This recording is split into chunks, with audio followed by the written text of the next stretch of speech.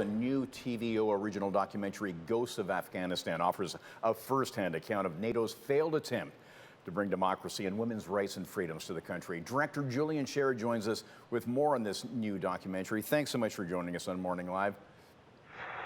It's good to be here on such an important but quite tragic story. Yeah, absolutely. And before we get to the documentary, let's talk about the current events. You've been on the ground, obviously, there shooting the documentary. Now seeing the images on TV and the unexpected rapid collapse of the Afghan government and the heartbreaking images of the evacuation. What were your thoughts? And were you surprised?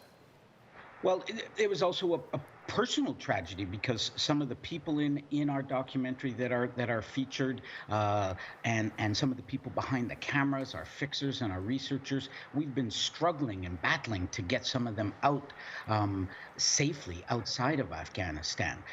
But the sad thing is that I wasn't surprised. I was surprised by the speed of the collapse, but not the collapse itself, because as our documentary shows, Afghanistan is a very fractured and divided country.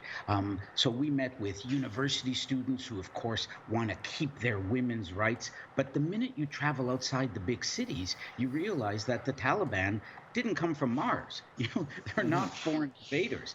They had strong roots and support in the rural districts, and the hatred, the dislike, the distrust of the Afghan government, which were our allies, I think played into the collapse of what we saw in the last few days. Yeah. Now, women's rights and a fear of a huge setback here has been front and center in much of the coverage of this. But it's interesting in the documentary, that wasn't, there was different voices in the documentary and not a priority with all women. That's right. That's right. I mean, I think everybody we talked to, including even the Taliban leaders, but the women in the villages, the women at the universities, the doctors, the key thing they wanted was the war to end. This has been a forever war, not just for the Canadians, 158 of our soldiers who died, but also for the people of Afghanistan. Tens of thousands died every year. They just wanted the war to stop. We talked to a human rights leader who, of course, has been fighting the Taliban over their human rights record. But she said, look, the biggest obstacle to human rights right now is the war, the bombs that are dropping, the fighting that is continuing. We have to stop the war.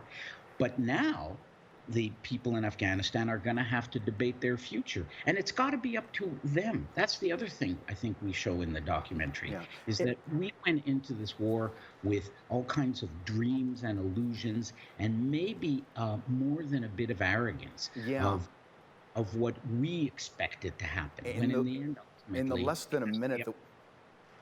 less than a minute that we have left now, Graham Smith, investigative journalist or war correspondent, I should say, with the Globe and Mail, he is fronting this, and his perspectives are throughout the documentary. He felt, covering the Canadian mission, he was a lone voice. He was seeing things that were denied by government sources, PR people, the military. He felt gaslit.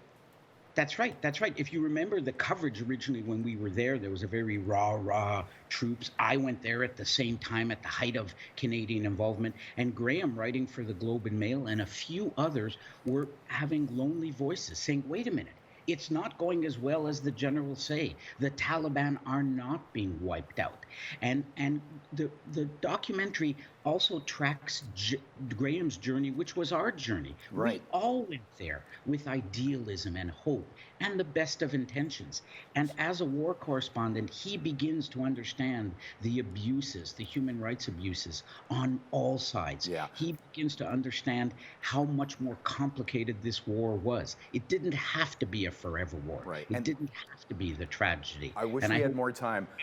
The Ghost of Afghanistan. I wish we had more time. The access to this, and including with Taliban leaders, is incredible. We can see it on TVO next week, September 8th, and then it will be streamed as well on YouTube. We'll put up all the links at chh.com. Julian Sher, Ghosts of Afghanistan, thanks for sharing with us. Thank you so much. Stay safe. You too.